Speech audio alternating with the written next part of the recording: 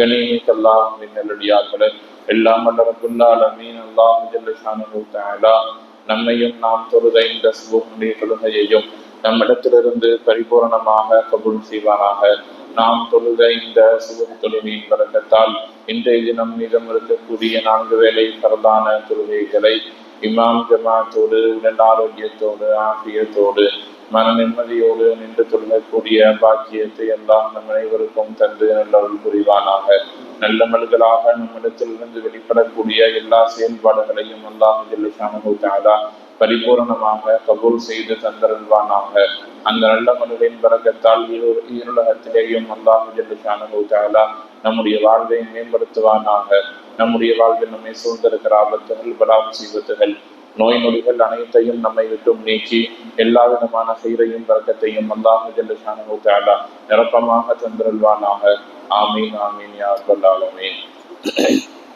கண்ணியமிக்க அல்லாஹ்வின் நல்லடியார்களே, நபி ஸல்லல்லாஹு அலைஹி வஸல்லம் அவருடைய வாழ்விலிருந்து நமக்கு கிடைக்கக்கூடிய ஏராளமான அற்புத படிப்பினைகளில் ஒன்று, உறவினர்களை தனக்கு தூரமான உறவாக இருந்தாலும் கூட நபி ஸல்லல்லாஹு அலைஹி வஸல்லம் அவர்கள் நேசித்து வாழ்ந்தார்கள் என்பதும் ஒரு செய்தியாக இருக்கிறது.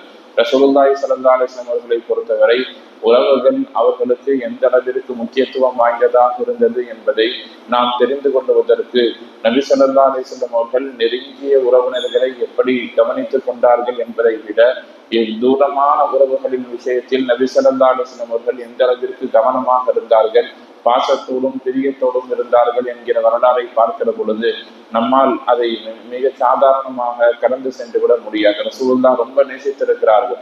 உறவுகளையும் சரி, உறவினர்களின் உறவுகளையும் சரி, நபி ஸல்லல்லாஹு அலைஹி வஸல்லம் அவர்கள் உள்ளார்ந்த பாசத்தோடு கவனித்துக் கொண்டார்கள். இந்த உலகத்தில் நிறைய வரலாறுகளை இது சார்ந்து நம்மால் பார்க்க முடியும்.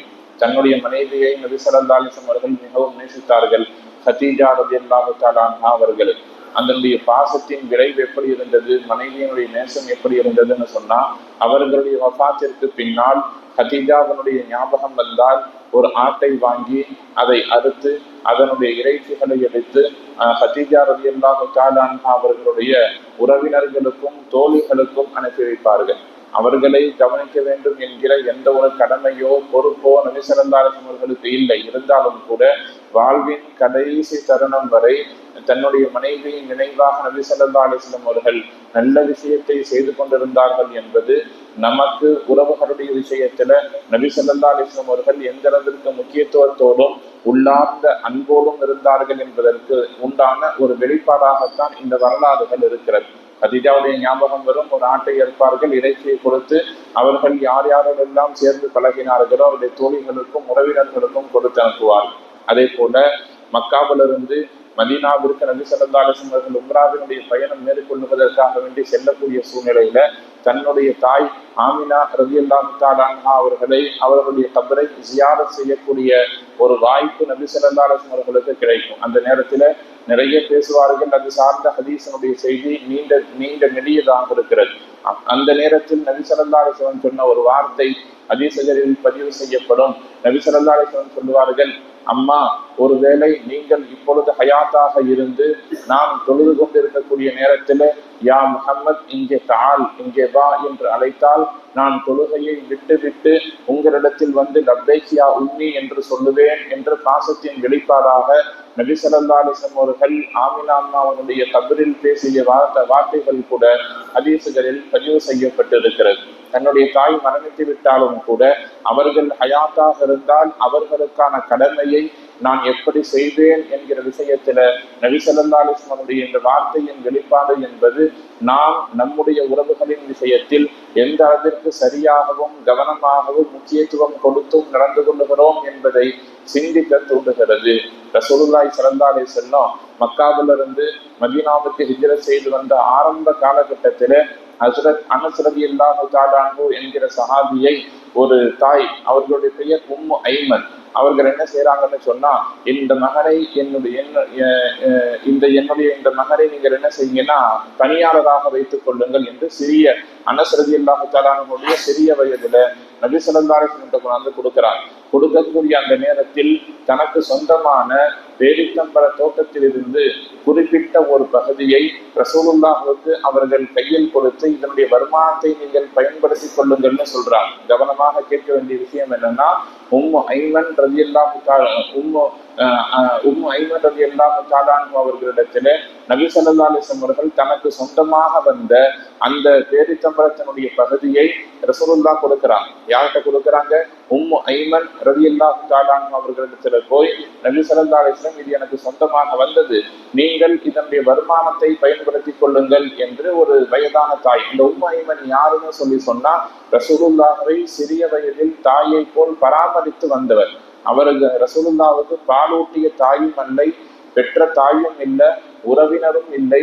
அவர்கள் சிறு வயசுல நபி ஸல்லல்லாஹு அலைஹி வஸல்லம் அவர்களை கவனித்துக் கொண்டார்கள் என்கிற காரணத்தால் நபி ஸல்லல்லாஹு அலைஹி வஸல்லம் என்ன செய்வாங்கன்னா, அந்த தோட்டத்தினுடைய அந்த விளைச்சலை நீங்கள் எடுத்துக்கொள்ளுங்கள் என்று உம்மு ஐமன் ரலியல்லாஹு தஆலா அன்ஹா நபி ஸல்லல்லாஹு அலைஹி வஸல்லம் அவர்கள் அந்த தோட்டத்தை ஒப்படைப்பார்கள். 1 இல்லை 2 இல்லை, 7 வருஷம், கிட்டத்தட்ட ஒரு 5 to 7 வருஷம் வரைக்கும் அவருடைய அந்த வருமானத்தை அந்த உம்மு ஐமன் ரலியல்லாஹு பயன்படுத்தி கொண்டிருப்பார்கள். ஹிஜ்ரி 7வது நூற்றாண்டில நபி ஸல்லல்லாஹு அலைஹி வஸல்லம் மரணிப்பதற்கு 3 ஆண்டுகளுக்கு முன்பாக ஒரு போர்க்களத்தில் ஒரு பெரிய செல்வம் ஒன்று கிடைக்கும், நிறைய விளைநிலங்கள் கிடைக்கும். ஒரு போர்க்களத்துல நிறைய விளைநிலங்கள் கிடைக்கிற பொழுது நபி ஸல்லல்லாஹு அலைஹி வஸல்லம் என்ன முடிவு செய்வாங்கன்னு சொன்னா, மக்கத்து அன்சாரிகளில் யார் யாரெல்லாம் நமக்கு நிலங்கள் கொடுத்தார்களோ அவர்களுடைய அத்தனை நிலங்களையும் திரும்ப கொடுத்து விட்டு போர்க்களத்தில் கிடைத்தவைகளை மக்கத்து முஹாஜிர்களுக்கு நாம் பங்கிட்டு தர வேண்டும் என்று முடிவு செய்வார்கள். அன்சாரிகளை அழைப்பார்கள், மதீனாவாசிகளை அழைப்பார்கள். உங்களுடைய அனைத்து நிலங்களையும் நீங்கள் வாங்கிக் கொள்ளுங்கள், ஹிஜ்ரத் செஞ்சு வந்தவங்களுக்கு நாம இந்த போர்க்களத்தில் கிடைத்ததை கொடுத்து விடுவோம் என்று சொல்லி முடிவு செய்த பொழுது அன்சாரிகள் அதையும் வேணான்னு சொன்னார். இதையும் நீங்களே வைத்துக் கொள்ளுங்கள், அதையும் நீங்களே வைத்துக் கொள்ளுங்கள், உங்களுக்கு நம்பி கிடைத்தால் போதும்னு சொன்ன பொழுது வேணாம்னு சொல்லி முடிவு செஞ்சு எல்லா நிலங்களையும் திரும்ப கொடுக்கக்கூடிய நேரம். அந்த சமயத்துல உம்மு ஐமன் ரலியல்லாஹு தஆலா அன்ஹா கிட்டத்தட்ட 5-6 வருஷத்துக்கு முன்னாடி கொடுத்த அந்த நிலத்தை மீண்டும் வாங்கி வருமாறு அனஸ் ரலியல்லாஹு தஆலா அன்ஹு அவர்களிடத்தில் சொல்லி அனுப்பி வைக்கப்பட்ட பொழுது உம்மு ஐமன் ரலியல்லாஹு கிட்டத்தட்ட 70 வயசு உள்ள ஒரு மூதாட்டி அவரிடத்திலிருந்து அந்த நிலத்தை வாங்கி வாருங்கள், அது நாம திரும்ப கொடுத்துடலாம் என்று முடிவு செய்து அனுப்பி வைக்கப்பட்ட பொழுது அவர்கள் சற்றே கோபப்பட்டதாக ஹதீசுகளில் பதிவு செய்யப்படுகிறது. என்ன செஞ்சாங்கன்னா, தன்னிடத்தில் இருக்கக்கூடிய ஒரு துண்டை எடுத்து இது விஷயமாக பேச வந்த அனஸ் ரலியல்லாஹுடைய கழுத்தில் அந்த துண்டை போட்டு இழுத்து அவர்கள் சொல்வார்கள், அல்லாஹ்வின் மீது சத்தியமாக இந்த நிலத்தை நான் உனக்கு மீண்டும் தரமாட்டேன், இது எனக்கு சொந்தமானது என்று சொல்லுவார்கள். ரசூலுல்லாஹ் இதனுடைய பலன்களை மட்டும் நீ அனுபவித்துக் கொள், இதிலிருந்து வர்ற வருமானத்தை மட்டும் பயன்படுத்திக்கன்னு சொன்னதை அவர்கள் என்ன விளங்கிக் கொள்ளுவார்கள்னா, இந்த நிலம் நமக்கு சொந்தம்னு விளங்கிக் கொள்ளுவார்கள். ரசூலுல்லாஹி ஸல்லல்லாஹு அலைஹி வஸல்லம் எதற்காக கொடுத்தாங்கன்னா ஒரே காரணம்தான், அவர்கள் நம்மை சிறுவயதில் பராமரித்தார்கள் என்பதற்காக. ரசூலுல்லாஹுக்கு உம்மு ஐமனுக்கு வேற எந்த தொடர்பும் இல்லை. ஆனால் ரசூலுல்லாஹ் இந்த இடத்துல அந்த வயதான மூதாட்டி இடத்தில் எப்படி கண்ணியமாக நடந்து கொண்டார்கள் என்ற ஹதீசுகளில் சொல்லப்படுகிற பொழுது ரசூலுல்லாஹி ஸல்லல்லாஹு அலைஹி வஸல்லம் அவர்கள் நேரடியாக வருகிறார்கள். வந்து இது உனக்கு சொந்தம் இல்லை, இதை மீண்டும் கொடுங்கன்னு கேட்கல. ரசூலுல்லாஹ் ரொம்ப கண்ணியமாக பேசுவார்கள். இந்த இடத்தை நீங்கள் மீண்டும் கொடுத்து விடுங்கள், அதற்கு பகரமாக இதை போல் 2 மடங்கு நான் உனக்கு தருகிறேன், இந்த இடத்தை விட 2 மடங்கு நான் உனக்கு தருகிறேன் என்று கேட்ட பொழுது உம்மு ஐமன் ரலியல்லாஹு மறுத்து விடுகிறார்கள். ரசூலுல்லாஹ் எப்படி பேரம் பேசினாங்க தெரியுமா? 2 மடங்குக்கு பதிலாக 3 மடங்கு தருகிறேன், 4 தர்றேன், 5 தர்றேன்னு சொல்லி கடைசியாக அந்த பேரம் 10 மடங்கு தருவதாக சொன்ன பொழுது அந்த பெண்மணி ஏற்றுக்கொள்ளுகிறார்கள். அந்த நிலத்தை மீண்டும் ஒப்படைக்கிறார்கள். நபி ஸல்லல்லாஹு அலைஹி வஸல்லம் நினைச்சிருந்தாங்கன்னு சொல்லி சொன்னால், நான் உனக்கு இதனுடைய பலன்களை மட்டும்தான் கொடுத்தேன், நீ எப்படி இதை சொந்தம் கொண்டாட முடியும், இது உனக்கு சொந்தம் இல்லை, மீண்டும் கொடுன்னு சொல்லி பிடுங்கி இருக்கலாம். ஆனால் ரசூலுல்லாஹ் அவர்களை ஒரு தாயினுடைய அந்தஸ்தில் வைத்து தன்னுடைய உறவாக நினைத்தார்கள். அவர்கள் கேட்டதிலும் எந்த தவறும் இல்லை என்பதையும் விளங்கிக் கொண்டார்கள். ஒன்றுக்கு பகரமாக நபி ஸல்லல்லாஹு அலைஹி வஸல்லம் தனக்கு வந்த பங்கிலிருந்து 10 மடங்கு கொடுத்து அந்த நிலத்தை மீண்டும் வாங்கி அன்சாரிகளிடத்தில் ஒப்படைத்தார்கள் என்று ஹதீஸ்களில் பதிவு செய்யப்படுகிறது. இப்படியாக வாழ்க்கையில நிறைய இடங்களில் உறவினர்களுக்கும் அவர்களுடைய கண்ணியத்திற்கும் நபி ஸல்லல்லாஹு அலைஹி வஸல்லம் மிகவும் முக்கியத்துவம் கொடுத்திருந்தார்கள். நம்முடைய தாய்மார்களிலே, நம்முடைய தந்தையில் யாராவது வயது மூத்தவர்களாக இருந்து அவர்கள் இதுபோல் நிதானம் இல்லாமல் நடந்து கொள்ளுகிறார்கள் என்று சொன்னால் அந்த நேரத்தில் நாம் எப்படி இருப்போம் என்பதையும் இந்த ஹதீஸை ஒப்பிட்டு நாம் யோசித்து பார்க்க கடமைப்பட்டிருக்கிறோம். வயதுகள் கூடுகிற பொழுது மனிதனுடைய யதார்த்த நிலை என்பது பின்னோக்கி நகரும் என்பதை குர்ஆனிலேயே அல்லாஹ் ஜல்ல ஷானஹு தஆலா சொல்றான். வமன் நுஅம்மிருஹு நுனக்கிஸுஹு ஃபில் ஹல்கி அஃபலா யாகிலூன். அதாவது யாருக்கு வயது அதிகமாக கொடுக்கப்படுகிறதோ அவர்கள் மீண்டும் குழந்தைகளை போல் நடந்து கொள்வார்கள் என்பதுதான் இந்த இறைவசனத்தினுடைய யதார்த்தமான கருத்தான மையப்பொருளாக இருக்கிறது. இதைத்தான் நபி ஸல்லல்லாஹு அலைஹி வஸல்லம் வாழ்க்கையிலே செயல்படுத்தி காட்டினார்கள். உறவினர்களுக்கு முக்கியத்துவம் கொடுத்தார்கள்.